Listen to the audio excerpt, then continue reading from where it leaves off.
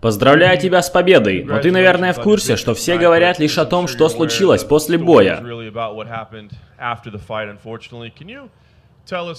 Расскажи, что заставило тебя выпрыгнуть команде Конора?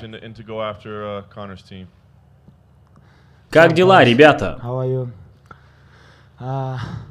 Во-первых, хочу извиниться перед атлетической комиссией штата Невада. Это не моя лучшая сторона. Я тоже человек. Я не понимаю, почему люди говорят только об этом. Он оскорблял мою религию, мою страну, моего отца. Он приехал в Бруклин и сломал автобус. Чуть не убил человека. Что насчет этого? Почему люди все еще говорят о том, что я сделал? Я не понимаю. Мой отец учил меня, всегда будь уважителен. Моя команда, с которой я тренируюсь в Калифорнии, знают, кто я. Все мои знакомые знают, кто я.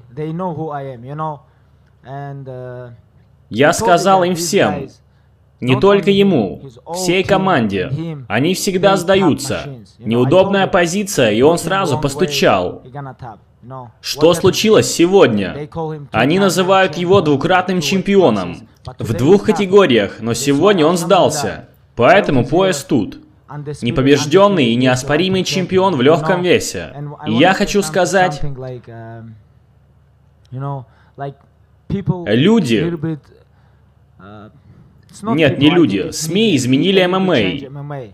В этом спорте должно быть уважение. Это не спорт трэш-тока. Я сказал вам, ребята, что я хочу изменить эту игру. Я не хочу, чтобы люди говорили дерьмо про оппонентов, про их родственников. Про религию. Вы не можете оскорблять религию.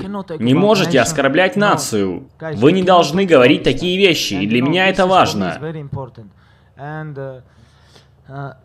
И спасибо вам большое. Спасибо, что ждали меня тут. Я знаю, что отец меня размажет за это.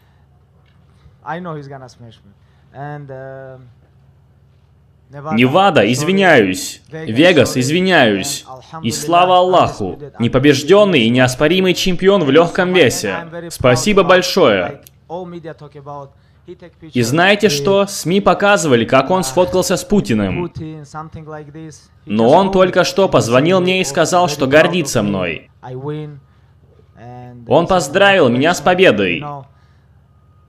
Я вам сказал, что все изменится 6 октября. Слава Аллаху. Спасибо большое.